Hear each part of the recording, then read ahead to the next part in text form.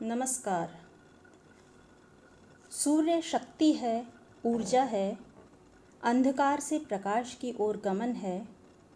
सभी को प्रेरणा देने वाले दिव्य गुण संपन्न ज्योतिर्मान परम देव जो इस जगत की आत्मा हैं, ऐसे सूर्यदेव को नमस्कार है। पिता महर्षि कश्यप एवं माता अदिति के पुत्र आदित्य तेजस्वी स्वरूप इस संसार को, प्रत्येक जीव को ओजपूर्ण करते हैं।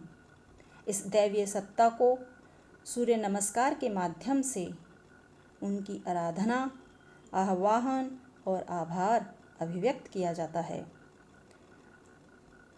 सूर्य के ही प्रताप से जगत दृश्यमान है, वनस्पति का अस्तित्व है, जीवों का आधार है, जल है, जीवन है। मंत्रों द्वारा सूर्य नमस्कार करने से एकाग्रता प्राप्त करने में सहायता मिलती है। अतः प्रत्येक क्रिया के पूर्व मंत्र का उच्चारण किया जाता है। सूर्य नमस्कार में 12 अवस्थाएं हैं, 12 आसन हैं। इन 12 अवस्थाओं के लिए 12 मंत्रों का जप किया जाता है। दरअसल ये 12 मंत्र सूर्य के 12 नामों का ही जाप है। इन सभी मंत्रों में सूर्य देवता के नामों का गुणगान है। सूर्य से हमें शक्ति और जीवन मिलती है और यही समस्त विश्व का आधार भी है। सूर्य नमस्कार में जानने का प्रयास करते हैं प्रत्येक अवस्था को किस प्रकार किया जाएगा और उस अवस्था से क्या लाभ होंगे। ओम मित्राय नमः। सबके मित्र को प्रणाम। प्रथम स्थिति में समस्त जीवन के स्रोत अर्थात सूर्य को नमन किया जाता है। सूर्य इस पूरे ब्रह्मांड का मित्र है, क्योंकि इसी से पृथ्वी समेत सभी ग्रहों के अस्तित्व के लिए आवश्यक असीम प्रकाश, ताप और ऊर्जा प्राप्त होती है। इस अवस्था को करने के लिए सीधे खड़े हो जाएंगे, एड़ियाँ परस्पर मिली रहेंगी, पंजे खुले रहेंगे, दोनों हाथों को जोड़कर हृदय चक्र पर रखेंगे। नमस्कार की मुद्रा में, प्रणाम की मुद्रा में कोहनियाँ बाहर की ओर खींची रहेंगी। आँखों को सहज और सरलता से बंद रखते हुए असीम शक्ति और ऊर्जा के स्रोत सूर्य का नमन करेंगे, उनका ध्यान करेंगे। इस अवस्था को प्रणामासन भी कहा जाता है। ओम रवये नमः अर्थात प्रकाशवान को प्रणाम। रवये का तात्पर्य है जो स्वयं प्रकाशवान है तथा समस्त जीवधारियों को दिव्य आशीष प्रदान करता है। इस अवस्था में श्वास भरते हुए दोनों हाथों को ऊपर की तरफ ले जाएंगे, हथेलियां सामने की ओर रहेंगी, सिर को बाजुओं के बीच में रखते हुए कमर के ऊपरी भाग को यथाशक्ति पीछे झुकाएं। दृष्टि आकाश की तरफ रहेगी, भुजाएं टेढ़ी नहीं होंगी। इस आसन से मेरुदंड का फैलाव होता है, जिससे ऊंचाई बढ़ती है। बालक में मेरुदंड लचीला होता है, संतुलित होता है और लंबे समय तक कमर में झुकाव नहीं आता है। यह अवस्था हस्त उत्तान आसन है। हस्त यानी हाथ, उत्तान का मतलब ऊपर की तरफ फैला लेना, तो हस्त उत्तासन। ओम सूर्याय नमः क्रियाओं के प्रेरक को प्रणाम। जहाँ सूर्य को ईश्वर के रूप में अत्यंत सक्रिय माना गया है, सूर्य एक देव माने गए हैं। प्राचीन वैदिक ग्रंथों में 7 घोड़ों से जुते रथ पर सवार होकर सूर्य के आकाश गमन की कल्पना भी की गई है। इस अवस्था में अब श्वास को छोड़ते हुए सिर को बाजुओं के बीच से देखते हुए सामने सीधे झुकेंगे। दोनों हाथ और पाँव के बराबर अंदर की ओर, टांगें सीधी, माथा घुटने के साथ लगा दिया जाएगा। हाथों को आगे करते हुए सामने देखते हुए नीचे की तरफ झुकेंगे। ललाट को घुटनों से लगा लेंगे। पाद हस्तासन। इस अवस्था को करने से मेरुदंड में लचक आती है और चेहरे पर चमक तथा निखार आता है। ओम भानवे नमः। प्रदीप्त होने वाले को प्रणाम। सूर्य भौतिक स्तर पर गुरु का प्रतीक है। इसका अर्थ है कि गुरु हमारी भ्रांतियों के अंधकार को दूर करता है। गुरु जो ज्ञान देता है, हमारे मन में जितने भी प्रकार की शंकाएं हैं उनको दूर करता है। जैसे सवेरा होने पर रात्रि का अंधकार दूर हो जाता है।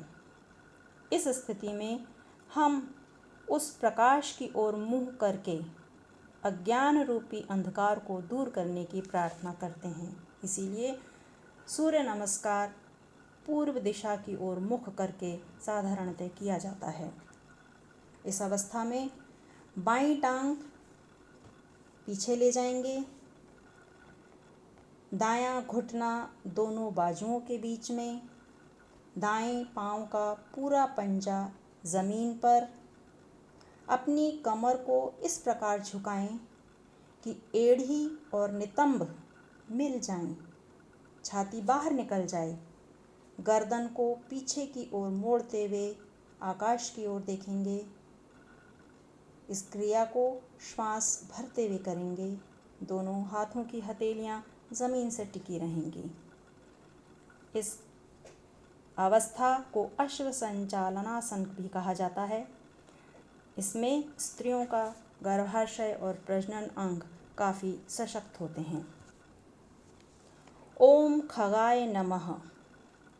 आकाशगामी को प्रणाम। लंबे काल से समय का ज्ञान प्राप्त करने के लिए आकाश में सूर्य की गति को ही आधार माना गया है। हम इस शक्ति के प्रति सम्मान प्रकट करते हैं जो उस समय का ज्ञान प्रदान करती है तथा उससे जीवन को उन्नत बनाने की प्रार्थना करती है। इस अवस्था को पर्वतासन भी कहा जाता है। इस आसन को करते हुए या सूर्य नमस्कार की इस अवस्था में श्वास स्वाभाविक रखते हुए दूसरी टांग पीछे ले जाएंगे। दोनों पांव और एड़ियां मिली हुई रहेंगी। बाजुओं को सीधा कर देंगे। पांव के पंजों और हाथ की हथेली पर रहकर इस स्थिति को बनाई जाएगी। एड़ी से सिर तक 30 डिग्री का कोण बनेगा। माथा सामने रहेगा। इस आसन के अभ्यास से कब्ज दूर होती है। पाचन अंग पर्याप्त सशक्त होकर जठराग्नि को बढ़ाते हैं। पेट और पीठ की मांसपेशियों में रक्त का संचार होता है। ओम पूषणे नमः। पोषक को प्रणाम। सूर्य हमारी सभी शक्तियों का स्रोत है। जिस प्रकार एक पिता अपने बच्चों की देखभाल करता है, उनका पालन पोषण करता है, ठीक उसी प्रकार सूर्य भी शक्ति, प्रकाश और जीवन देकर हमारा पोषण करते हैं। यह अवस्था अष्टांग नमस्कार की स्थिति होती है, जिसमें हृदय, मस्तक, नेत्र, मन, वाणी व चरण, हस्त और घुटने ये शरणागत होकर वंदन करते हैं। अष्टांग नमस्कार की स्थिति में शरीर के सभी 8 केंद्रों को भूमि से स्पर्श करते हुए उस पालनहार को अष्टांग प्रणाम या नमस्कार किया जाता है। श्वास को स्वाभाविक स्थिति में रखते हुए बाजुओं को मोड़ते हुए हथेली और पंजों पर ज़मीन के समानांतर करते हैं। माथा, छाती, घुटने ज़मीन से छूते हैं। सूर्य नमस्कार की यह अवस्था अष्टांग नमस्कार का अभ्यास करने का प्रतिफल छाती, पीठ, पेट, कमर, गर्दन, भुजाओं, कोहनी, कंधों, हथेलियों, पैरों, घुटनों तथा जांघों आदि पर भार पड़ने से ये समस्त अंग सबल, पुष्ट और लचीले हो जाते हैं। ओम हिरण्यगर्भाय नमः। स्वर्णिम विश्वात्मा को प्रणाम। हिरण्यगर्भ स्वर्ण के अंडे के समान सूर्य की तरह देदीप्यमान ऐसी संरचना है जिससे सृष्टिकर्ता ब्रह्मा की उत्पत्ति हुई। हिरण्यगर्भ प्रत्येक कार्य का प्रथम कारण है। इसी प्रकार समस्त जीवन सूर्य में अंतर्निहित है। इस स्थिति में हम सूर्य के प्रति सम्मान प्रकट करते हैं और प्रार्थना करते हैं कि हम में रचनात्मकता का उदय हो। श्वास भरते हुए बाजुओं को सीधा करते हुए छाती को ऊपर की ओर उठाएंगे, गर्दन को पीछे मोड़ते हुए पीठ से लगा देंगे। ध्यान आसमान की ओर रहेगा। लाभ: अधिक सांस भरने की क्षमता का विकास होता है। इससे रक्त शुद्धि का कार्य अत्यंत ही सुचारू ढंग से होने लगता है। श्वास तथा हृदय रोग नहीं होते। ओम मारीचै नमः। सूर्य रश्मियों को प्रणाम।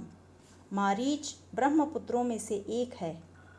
इसका एक अर्थ मृग मारीचिका से भी होता है। हम जीवन भर सत्य की खोज में उसी तरह भटकते रहते हैं जिस प्रकार एक प्यासा व्यक्ति मरुस्थल में पानी के लिए। पर्वतासन की यह स्थिति हमें सच्चे ज्ञान और विवेक को प्राप्त करने में प्रार्थना करने के लिए सहायता करती है। श्वास छोड़ते हुए नितंब ऊपर की ओर उठाएंगे और पीछे की ओर खींचेंगे। ठोड़ी छाती के साथ और एड़ियां जमीन पर लग जाएंगी। इस आसन का अभ्यास करने से गॉइटर या गंडमाला रोग, गुल्फ जो एंकल्स में के साइड्स में जो हड्डियां बढ़ जाती हैं, उस रोग में सहायता मिलती है, ठीक होने में सहायता मिलती है। यह अवस्था पर्वतासन की अवस्था कहलाती है। ओम आदित्याय नमः। आदिति सुत को प्रणाम। विश्वजननी महाशक्ति को अनंत नामों में से एक नाम अदिति से भी जाना जाता है। वही समस्त देवों की जननी, अनंत तथा सीमा रहित है। वह आदि रचनात्मक शक्ति है जिसमें सभी शक्तियां निहित हैं। अश्व संचालनासन में हम उस अनंत विश्वजननी को प्रणाम करते हैं। श्वास लेते हुए बाएं पैर को अपने हाथों के पास, जहाँ से आप उसको पहले उठाकर पीछे ले गए थे, वापस लाएंगे। पाँव का पूरा पंजा ज़मीन पर, कमर झुकी हुई, छाती ऊपर, ध्यान आसमान की ओर। दाईं टांग पीछे सीधी,